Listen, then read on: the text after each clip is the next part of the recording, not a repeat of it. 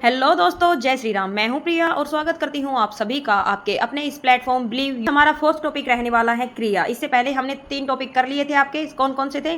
संज्ञा, सर्वनाम और आपका विशेषण। ये आपका फोर्थ टॉपिक है क्रिया। इसके बाद में हम 5th टॉपिक आपका लेकर आएंगे अव्यय का। 5th टॉपिक यानी कि 5 टॉपिक आपके कंप्लीट होने के बाद आपको 5 टॉपिक के PYQ दिए जाएंगे, जिनसे आप इजीली अपनी प्रिपरेशन भी कर सकते हो। ठीक है, आप ये चीज़ देख सकते हो कि जितने आपने कंसेप्ट क्लियर किए हैं तो उनसे आपके कितने क्वेश्चन आप बना सकते हो, और वो सभी मैं आपको एक वीडियो के अंदर करवा भी दूंगी।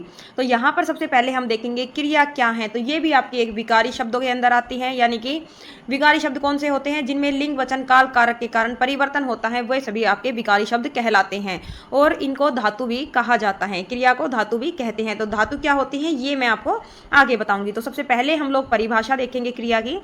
किसी कार्य के करने या होने का बोध होता है उसे ही क्रिया कहते हैं। किसी भी कार्य के करने या होने का बोध होना क्रिया कहलाता है। जैसे एग्जाम्पल के अंदर है आपका खाना, पीना, जाना, रहना, सोना, खेलना, कूदना, दौड़ना, भागना। तो ये सभी आपके क्रिया के अंदर आते हैं। जैसे नेहा पढ़ रही है, तो पढ़ रही है, पढ़ क्या है? इसके अंदर क्रिया है। पढ़ना क्या है? क्रिया है, जिसके अंदर ना प्रत्यय जुड़ी है। पढ़ से पढ़ प्लस ना, अगर इसके अंदर ना जोड़ दिया जाए तो आपका क्या बनेगा? पढ़ना। ठीक है। मोहित खाना खा रहा है, तो खाना क्या है आपका?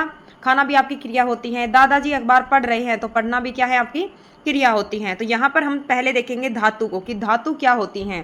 क्रिया के मूल रूप को धातु कहते हैं, मूलांश को धातु कहते हैं। जैसे कि धातु क्या क्या चीज़ है? जैसे धातु के अंदर आपका आएगा पढ़, इसके अंदर हमने ना प्रत्यय जोड़ दी तो आपकी क्रिया क्या बन गई? पढ़ना। ठीक है। लिख, लिख से अगर हमने ना प्रत्यय जोड़ी है तो क्या बनेगा? लिखना। खा से खाना, सो से सोना, जिसके अंदर हमने ना प्रत्यय जोड़ दी। ये सभी आपकी धातुएं होती हैं। फिर से देख लो, पढ़, लिख, खा, सो। ठीक है। नहा, नहा में अगर ना प्रत्यय जोड़ेंगे तो नहाना। तो ये सभी आपकी धातुएं होती हैं। और जो आपके पीछे ये ना जुड़ता है, ये ना आपका प्रत्यय कहलाता है। और जो जुड़कर जो आपका रिजल्ट प्राप्त होता है आपको, जैसे पढ़ना, लिखना, खाना, सोना, रहना, नहाना, ये सभी क्या है? आपकी क्रियाएं कहलाती हैं। जैसे यहाँ पर दे रखा है पीना, ठीक है, रहना, पीटना, पिटना, खेलना, ये सभी क्या है? आपकी क्रियाएं होती हैं। तो विशेष करके यहाँ पर एक बात लिख रखी है आपके लिए, वो चीज़ आपको देखनी जरूरी है। क्रिया 3 प्रकार के शब्दों से मिलकर बनती हैं। तो कौन कौन से शब्द हैं यहाँ पर जिनसे मिलकर क्रिया बनती हैं? तो सबसे पहले है धातु। धातु से क्रिया कैसे बनेगी? खाना, देखना, लिखना। ठीक है, लिख से लिखना बन गया, देख से देखना बन गया। संज्ञा की अगर बात की जाए तो जैसे लात, बात, हाथ, से क्या बन गया? लतियाना। आना प्रत्यय जुड़ गई। ठीक है। बात से बतियाना, हाथ से हथियाना। और तीसरी आपकी बनती है विशेषण से क्रिया। तो विशेषण से कैसे बनेगी? जैसे सुंदर है आपका, तो सुंदर से बना सुंदरता, चिकना से बना चिकनाना। ठीक है। गर्म से क्या बन गया? गरमाना। तो ये सभी आपकी विशेषण से क्रियाएं बनती हैं। अगर विभाजन के आधार पर देखें तो क्रिया विभाजन के आधार पर कितने प्रकार की होती है? क्रिया को कितने भागों में बांटा गया है? 2 भागों में बांटा गया है। कौन कौन से भाग हैं? पहला है आपका रचना या फिर बनावट के आधार पर, और दूसरा है आपका प्रयोग के आधार पर। तो फर्स्ट हम लोग देखेंगे सबसे पहले रचना या फिर बनावट के आधार पर जो क्रिया है उसको 2 भागों में बांटा गया है। पहला है अकर्मक क्रिया और दूसरा है सकर्मक क्रिया। और प्रयोग के आधार पर क्रिया को 5 भागों में बांटा गया है, वो हम आगे चलकर देखेंगे कौन कौन से हैं। सबसे पहले यहाँ पर देखना अकर्मक क्रिया। तो अकर्मक क्रियाएं क्या होती हैं? स्टूडेंट यहाँ पर देखना, जिस क्रिया का प्रभाव सीधा कर्ता पर पड़ता है, तो सीधा कर्ता पर प्रभाव पड़ता है, वे सभी अकर्मक क्रियाएं होती हैं। अकर्मक का अगर हम संधि विच्छेद करें तो क्या बनेगा? ए प्लस कर्म प्लस क, यानी कि बिना कर्म वाली क्रियाएं, जिनके अंदर कर्म नहीं होता, वे सभी आपकी अकर्मक क्रियाएं कहलाती है। जैसे यहाँ पर लिख दिया, मोर नाचता है, प्रिया गाती है, रोहित खेलता है, सीता दौड़ती है, यानी कि इसके अंदर कर्म नहीं है।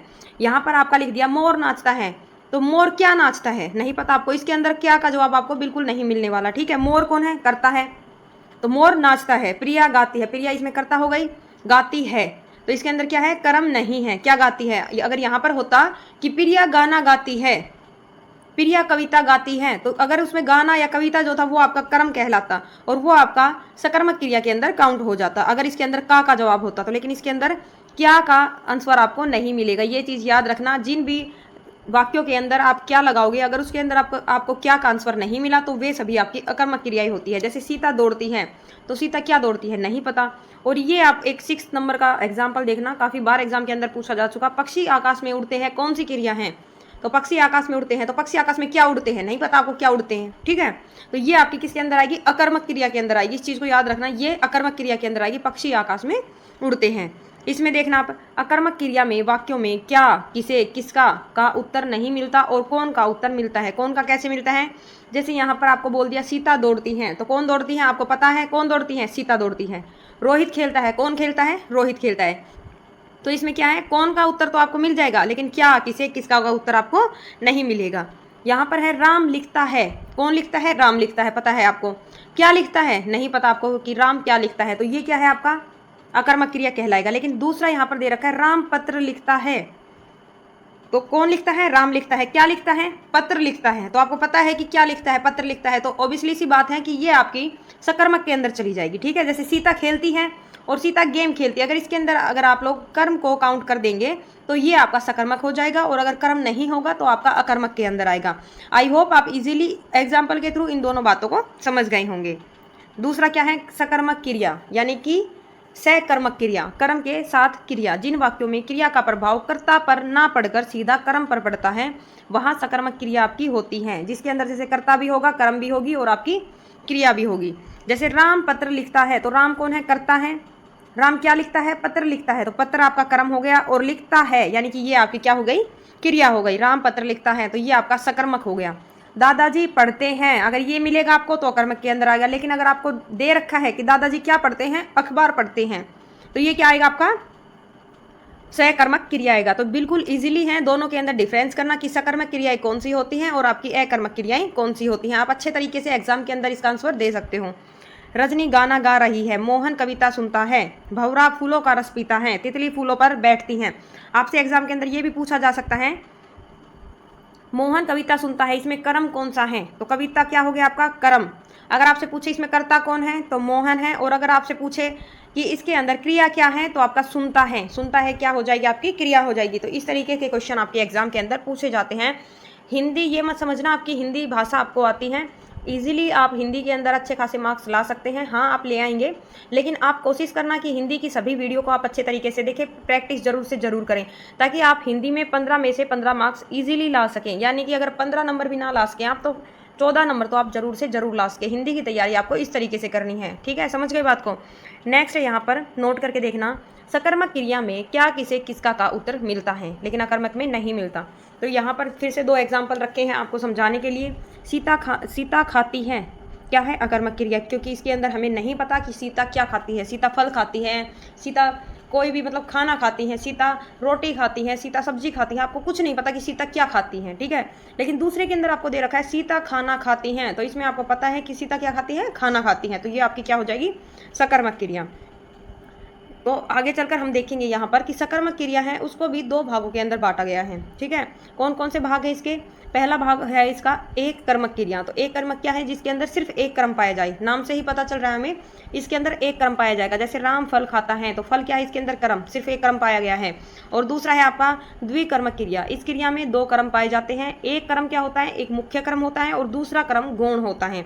और आपके एग्जाम के अंदर ज्यादातर द्विकर्मक ही पूछा जाता है, एक कर्मक आपका नहीं पूछा जाता। ठीक है, जैसे माँ ने बच्चे को खाना खिलाया, क्या हो गया आपका, द्विकर्मक हो गया। ठीक है, राम ने शाम को कार बेच दी, तो ये भी आपका क्या हो गया, द्विकर्मक हो गया। अध्यापक ने छात्रों को हिंदी पढ़ाई, तो ये भी आपका द्विकर्मक है। लेकिन हम यहाँ पर बात करेंगे, यहाँ पर कर्ता कौन है, गौण क्रम कौन सा है, मुख्य क्रम कौन सा है और क्रिया कौन सी है। क्योंकि इसके अंदर ये पूछा जाता है कि इस वाक्य के अंदर जैसे माँ ने बच्चे को खाना खिलाया, इसमें गौण क्रम कौन सा है, तो गौण कौन सा है, गौण क्रम आपका हमेशा जो कर्ता के साथ में जो आता है वो आपका गौण क्रम होता है। जैसे माँ कौन हो गई, कर्ता हो गई, माँ ने बच्चे को, तो बच्चा क्या हो गया आपका, गौण क्रम में आ गया। ठीक है, और क्रिया क्या है आपकी, खिलाया, तो जो क्रिया के साथ में एक चीज़ याद रखना, आपको 2 लाइन जरूर से जरूर याद रखनी है।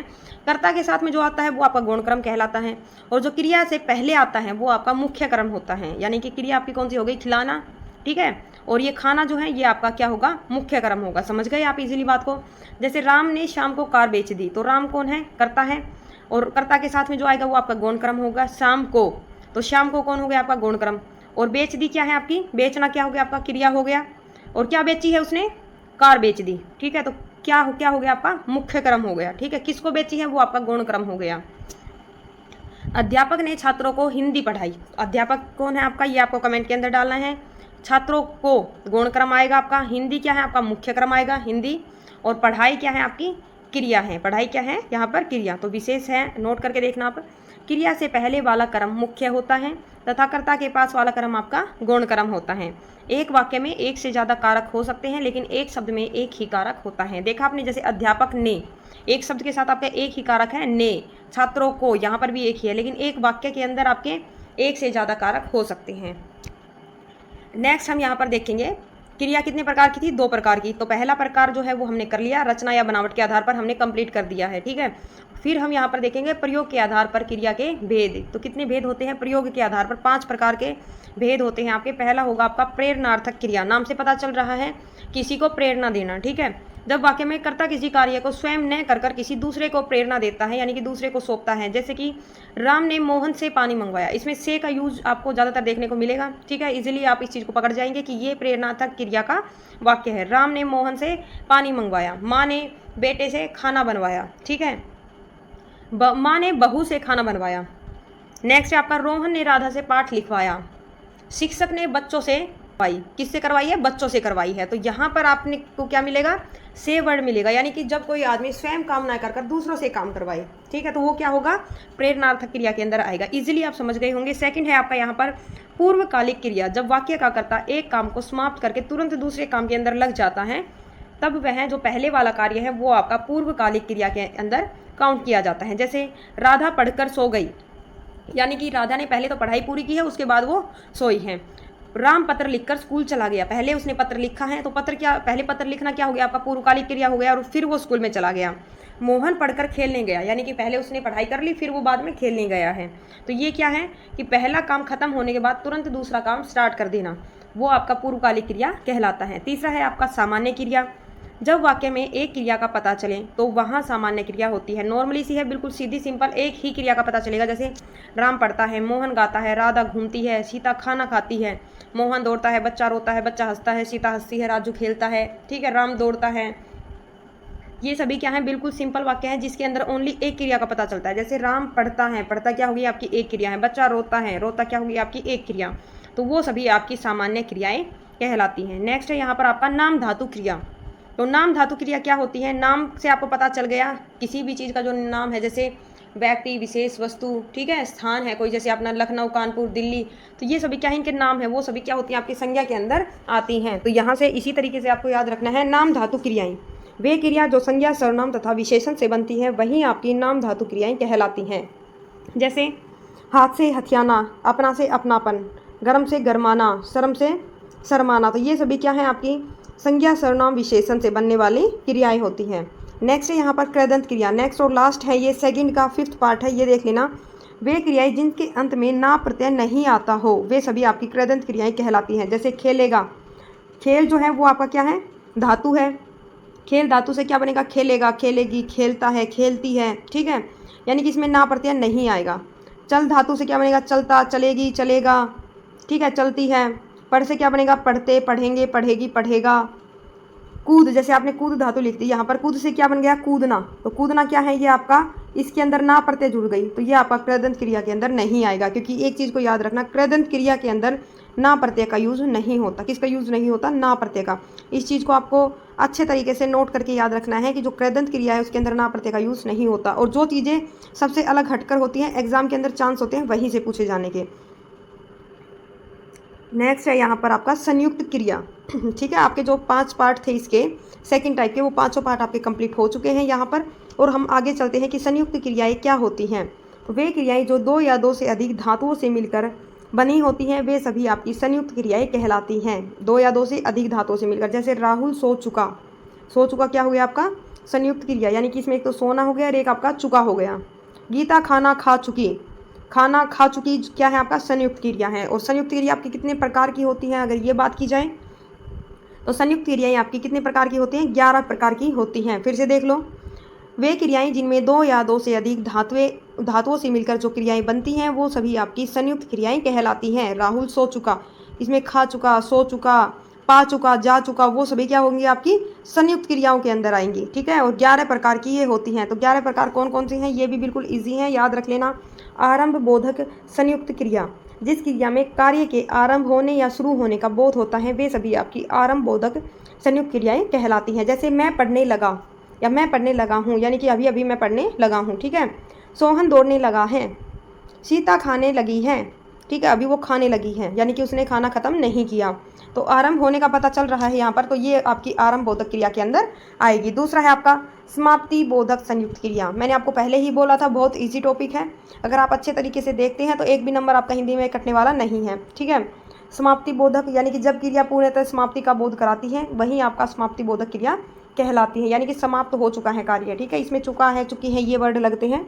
वह पास हो चुका है, यानी कि हो चुका है, वर्तमान के अंदर नहीं चल रहा है, ये पास्ट के अंदर जा चुका, ठीक है। उसकी नौकरी लग चुकी है, वह दिल्ली जा चुका है, राहुल कल घर आ चुका है, ठीक है। तो ये चुका है, चुकी है, ये सभी क्या है आपके समाप्ति बोधक के अंदर आएगी। नेक्स्ट है अनुमति बोधक संयुक्त क्रिया। अनुमति बोधक नाम से ही आपको पता चल जाएगा इसका क्या आंसर होने वाला है।